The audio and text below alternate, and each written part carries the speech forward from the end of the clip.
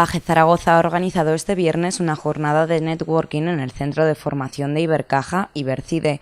Al encuentro han acudido una docena de jóvenes empresarios en busca de sinergias.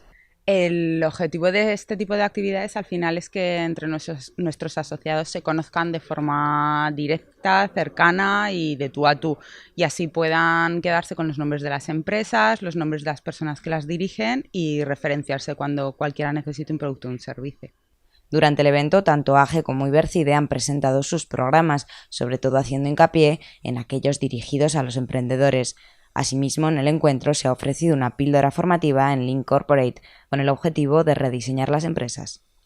Esta es una de las actividades más demandadas porque al final nuestros asociados lo que necesitan es conocerse, ponerse cara y relacionarse entre ellos. Al final el objetivo es hacer negocios. Entonces hay varias reacciones. Hay gente que es asidua y viene siempre y siempre se quiere apuntar, y tratamos de captar un poco a la gente que se inscribe nueva para que lo conozca y lo vea.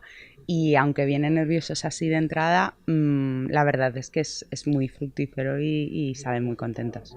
En 2 minutos cada una de estas empresas se ha presentado al resto de asistentes destacando sus principales servicios, un reto complicado pero cuyo objetivo es, al fin y al cabo, hacer negocios.